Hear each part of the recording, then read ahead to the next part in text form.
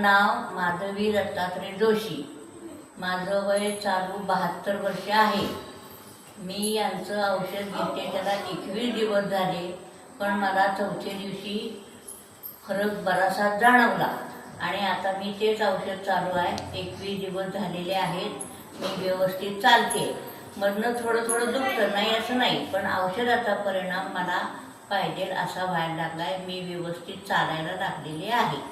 या अगोदर चालता येत नव्हतं काय? नव्हतं येत मला म्हणजे चालायला. बसून चालत होता काय असं? असं लंगडत चालत होते, असं अशा डुलक्या मारत होते. मला लोकही बरीचशीच म्हणायला लागली की तुम्ही आता पहिल्यासारखं चालायला लागलाय म्हणून. कोणतं औषध घेतलं होतं?